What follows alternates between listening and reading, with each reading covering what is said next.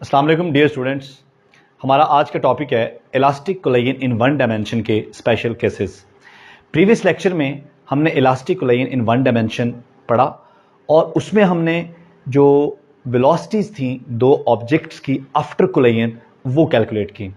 तो अगर आपने प्रीवियस लेक्चर नहीं देखा तो उसका लिंक डिस्क्रिप्शन में दिया है, आप पहले वो लेक्चर देखिए, फिर आपको ये उसके स्पेशल केसेस समझ आएंगे। तो सबसे पहला जो केस है हमारे पास, इसमें दो ऑब्जेक्ट्स हैं और उनका इलास्टिक कोलिजन हो रहा है आपस में। ठीक है, हमने उनकी वेलोसिटीज निकालनी है दोनों की आफ्टर कोलिजन। ठीक है, ये आपको नजर आ रहा है एक रेड बॉल है और एक ग्रीन बॉल है। ठीक है, रेड बॉल और ग्रीन बॉल का कोलिजन होता है और कोलिजन के बाद इनकी वेलोसिटीज v1 प्राइम और v2 प्राइम हो जाती हैं, जबकि आप देख रहे हैं कि both balls are moving in same direction. बच्चों यहां पर हमारे पास जो कंडीशन है वो ये है कि दोनों बॉल्स का, दोनों ऑब्जेक्ट्स का मास इक्वल है। अगर इक्वल है तो हम दोनों की जगह m लिख सकते हैं। तो आफ्टर कोलिजन जो फर्स्ट बॉल है इसकी वेलोसिटी हो जाएगी v1 प्राइम और जो सेकंड बॉल है इसकी वेलोसिटी हो जाएगी v2 प्राइम। अब ये वेलोसिटीज हमने कैलकुलेट करनी है, तो अब सारा मैथमेटिकल काम है जी, बड़ा simple. So v1 prime will be equal to, अब m1 और m2 सेम है दोनों का मास, इसलिए हम दोनों की जगह m लिख सकते हैं। तो यहां पर भी m minus m over m plus m v1 plus 2 m over m plus m v2। बच्चों ये m माइनस m क्या हो जाएगा? जीरो। तो ये पूरा फैक्टर क्या हो जाएगा? जीरो। ये हमारे पास आ गया zero plus 2m over m plus m 2m v2। ये कैंसिल हो जाएगा तो हमारे पास आंसर आ गया 0 प्लस v2, या आंसर आ गया हमारे पास v2। तो v1 prime is equal to v2। बच्चों अब इसका मतलब क्या है? इसका मतलब यह है कि जो फर्स्ट बॉल है कोलिजन के बाद उसकी जो वेलोसिटी है वो सेकंड बॉल वाली हो गई, यानी कि जो सेकंड बॉल की वेलोसिटी कोलिजन से पहले थी, कोलिजन के बाद सेकंड बॉल की वेलोसिटी किसको मिल गई? फर्स्ट बॉल को। अब फर्स्ट बॉल मूव कर रही है with velocity of second ball. इसका मतलब है कि जब फर्स्ट बॉल ने कोलिजन किया है सेकंड बॉल के साथ, तो सेकंड बॉल ने अपनी वेलोसिटी फर्स्ट बॉल को दे दी है। ठीक है, ये देखें, सेकंड बॉल ने अपनी वेलोसिटी फर्स्ट बॉल को दे दी है। इसका मतलब है कि फर्स्ट बॉल ने फिर अपनी वेलोसिटी सेकंड को दे दी होगी। तो उसके लिए हमें क्या करना पड़ेगा? हमें v2 प्राइम निकालना पड़ेगा। तो अब हम निकालते हैं जी v2 प्राइम। तो बच्चों v2 प्राइम निकालने के लिए ये रिलेशन हमारे सामने है। तो v2 prime is equal to m2 और m1, दोनों की जगह क्या आएगा? m minus m over m plus m v2 plus 2m over m plus m v1। बच्चों अगेन m माइनस m, ये पूरा फैक्टर क्या हो जाएगा? जीरो। यहां हमारे पास क्या बचेगा? 2m over m plus m 2m v1, ये भी कैंसिल हो गया। तो 0 प्लस v1, हमारे पास आंसर क्या आ गया? v1। तो बच्चों आप देख सकते हो सेकंड बॉल की वेलोसिटी आफ्टर कोलिजन वो हो गई जो फर्स्ट बॉल की थी बिफोर कोलिजन। तो इट मींस कि फर्स्ट बॉल ने अपनी वेलोसिटी एक्सचेंज की सेकंड बॉल के साथ और सेकंड बॉल ने एक्सचेंज की फर्स्ट बॉल के साथ। तो हम ये कह सकते हैं कि इस कोलिजन का जो रिजल्ट है वो ये है कि both balls have interchanged there velocities, उन्होंने अपनी वेलोसिटीज को इंटरचेंज कर लिया। तो ये था हमारे पास फर्स्ट केस। इसके बाद हमारे पास सेकंड केस है बच्चों। सेकंड केस में हमारे पास जो कंडीशंस हैं, फर्स्ट कंडीशन वही है, both balls have same mass, दोनों का मास सेम है। और जो नेक्स्ट कंडीशन है, इसमें दो कंडीशन है। जो दूसरी कंडीशन है वो ये है कि जो हमारा सेकंड बॉल है, ठीक है, ये रेस्ट पे है, v2 इज इक्वल टू 0, यानी कि सेकंड बॉल मूव नहीं कर रहा। ठीक है, ये रेस्ट में है। फर्स्ट बॉल मूव करता हुआ आ रहा है विद वेलोसिटी v1, जबकि सेकंड बॉल रेस्ट पे है। तो जब दोनों कोलिजन करेंगे तो हम देखेंगे कि आफ्टर कोलिजन इनकी वेलोसिटीज में क्या फर्क पड़ता है। तो पहले हम देखेंगे कि फर्स्ट बॉल की वेलोसिटी जो कि मूव करती हुई आ रही है, जब वो कोलाइड करेगी सेकंड बॉल के साथ जो कि रेस्ट पे पड़ी है, तो आफ्टर कोलिजन फर्स्ट बॉल की वेलोसिटी में क्या चेंज आया है। तो उसके लिए हमें ये रिलेशन हमारे सामने लिखा हुआ है जी, v1 prime is equal to, अब m1 और m2 दोनों की जगह हम क्या लिखेंगे? m minus m over m plus m v1 plus 2m over m plus m v2। बच्चों क्या है? v2 0 है। सेकंड बॉल बिफोर कोलिजन, टकराने से पहले रेस्ट पे था, तो यहां v2 की जगह हम क्या पुट करेंगे 0। बच्चों 0 मल्टीप्लाई बाय एनीथिंग 0, और यहां पर m माइनस एम, ये पूरा फैक्टर भी 0, तो 0 प्लस 0 आंसर क्या आ गया 0।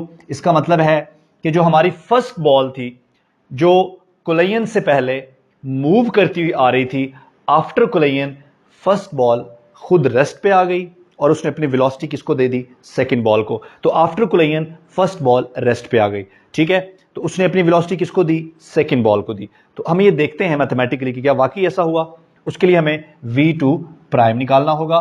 तो बच्चों v2 prime is equal to, ये रिलेशन आपके सामने है बच्चों। यहां पर जब हम m माइनस एम पुट करेंगे, क्योंकि मैथ इक्वल है, जब यहां पर m माइनस एम पुट करेंगे तो ये पूरा फैक्टर क्या हो जाएगा 0 हो जाएगा। तो ये हमारे पास बचेगा 0 प्लस 2m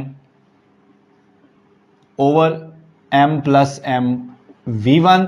तो बच्चों ये हमारे पास आ गया 0 plus 2m over m plus m 2m v1, ये भी कैंसिल हो गया, तो ये हमारे पास आ गया 0 प्लस v1 या v1।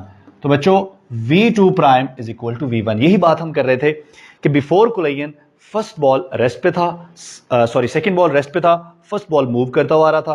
तो जब फर्स्ट बॉल ने आके कोलिजन किया, उसके साथ टकराया, तो क्या हुआ, फर्स्ट बॉल खुद रेस्ट में आ गया, अपनी वेलोसिटी सेकंड बॉल को दे दी और सेकंड बॉल ने मूव करना शुरू कर दिया।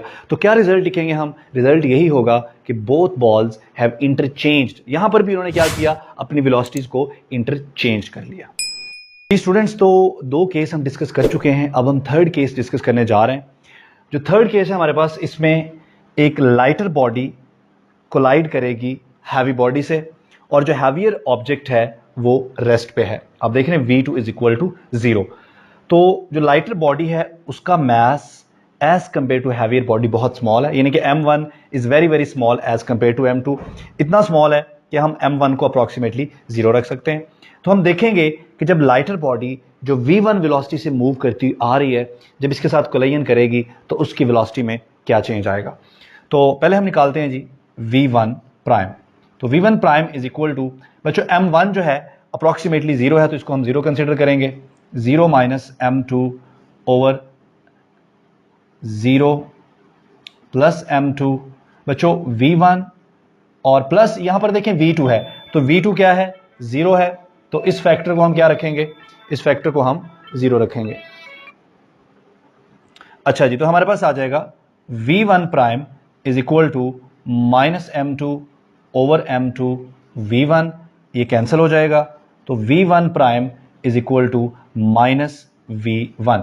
बच्चों इस बात का मतलब यह है कि जो फर्स्ट बॉल की वेलोसिटी है आफ्टर कोलिजन वो वही है जो उसकी बिफोर कोलिजन थी, लेकिन ये माइनस क्या बता रहा है कि उसके साथ कोलिजन के बाद first ball reflect back, bounce back किया, उसने वापस आ गई। तो ये आप देख रहे हैं फर्स्ट बॉल ने जब कोलिजन किया हैवियर ऑब्जेक्ट से, तो आफ्टर कोलिजन ये वापस आ गई, इसकी वेलोसिटी की डायरेक्शन रिवर्स हो गई, ठीक है, लेकिन वेलोसिटी का मैग्नीट्यूड वही रहा क्योंकि ये परफेक्टली इलास्टिक कोलिजन है।